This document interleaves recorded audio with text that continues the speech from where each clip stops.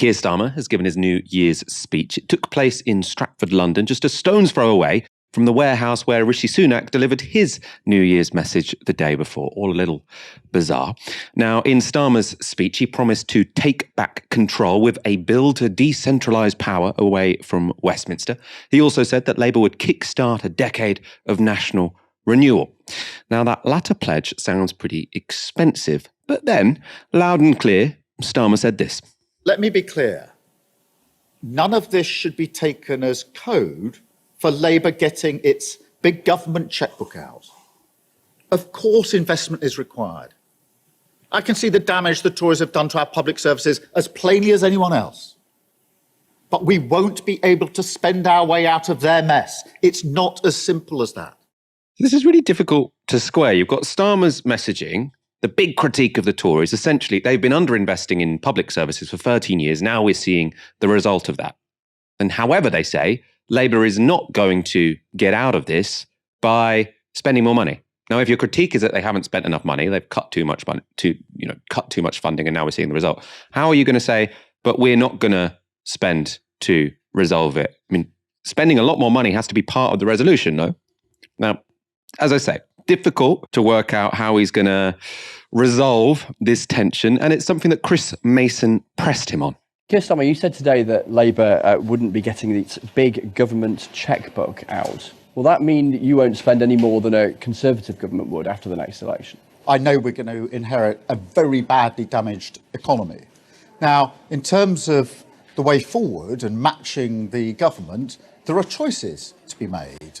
So, for example, on non-dom tax status, on private equity loopholes, on private school exemptions, we've been clear of the different choices we would make, how much money we think that would raise and what we'd spend it on. And we'll continue with that fully costed approach. But, we have got the highest tax burden since the war, and therefore, the scope for high tax increases is simply not there. So this is a realistic approach to what I know we're going to inherit after 13 years of Tory failure, which is a broken economy. But is that spending more, the same, or less than the Conservatives? Well, as I say, there are different choices to be made. So where we've made those different choices, we've said what money that would raise and what we'd use it for. We'll continue to do that into the election.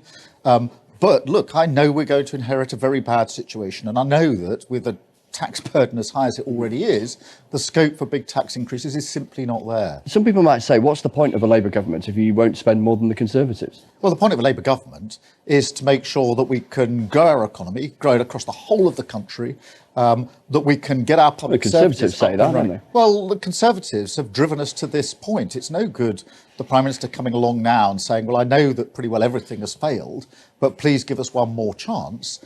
They brought us to this point. What we need now is a decade of national renewal, and that's what a Labour government will bring.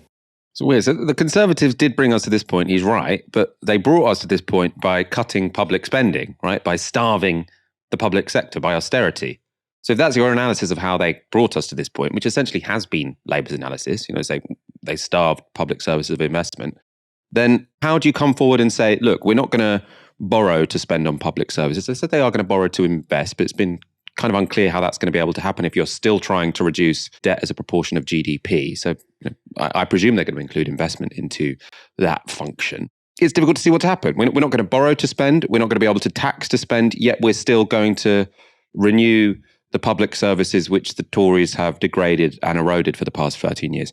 Aaron, I can see why he is doing this electorally. Like if there's a plan, I suppose I'm fine with it. I can see why he's saying, look, the thing we need to do is not give them an inch to attack us by, like, fine, whatever.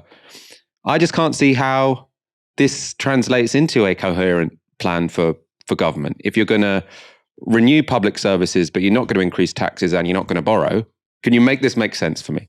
Well, he would say growth, right? Well, I would simply grow the economy. Our solution will be we'll have 5% annual GDP growth and that will sort everything out. That's very easy to say. Every government has said since 2010, we haven't really had a growth model in this country since the global financial crisis, 16 years ago, starts in 2007. Every government since then has said, I will grow the economy. We've had really flatlining productivity. What is that? That's the amount of output per person per hour worked, again, for the best part of 16 years. So it's really simple and easy to say that. but actually it's harder to deliver it. It's, I think, impossible to deliver it when you're not talking about spending more money. And what's most remarkable of all, Michael, is he's saying that in the context of a recession. It's not like the economy is growing by like 0.5%.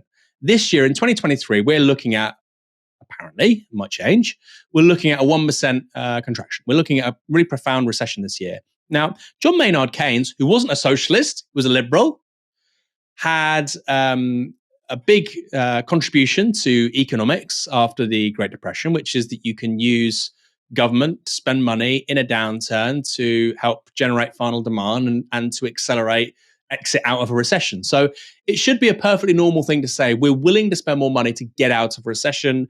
And we'll do that on things like, increasing public sector pay. Probably, you might have freeze on student fees or maybe even reduce them for a couple of years. I mean, I would scrap them, but if you're being Labour, right, what could you do that's a little bit, a bit positive? Big program of social housing construction will obviously create jobs as well as addressing a big social problem. Infrastructure spending. I mean, I don't personally believe anything he says. And I get ripped apart by some people on Twitter for this. People who are Labour supporters or Starmer supporters, or frankly, just people who are so fed up with the Tories, and I agree with them, you have to get them out. And they are willing to give him far more credibility. That's Keir Starmer than I think he deserves. This is somebody who didn't want HS2. He didn't want HS2. He opposed HS2. And now he's saying, as leader of the opposition, we won't just do HS2, we'll do Great Northern Powerhouse Rail, and we'll do all the extra bits that the Tories won't do either. So he's gone from no HS2 to we need high-speed rail across the country plus. Why? Where's that come from? How does it fit within his broader vision of politics in the country? And he says, in response to Chris Mason, what's the point of a Labour government? Economic growth. No, it's not. You could have there was economic growth in this country, albeit not particularly healthy, between 2013 and 2015. There was economic growth in this country. A lot of it came out of Help to Buy. Is that good? Is that what Labour should do?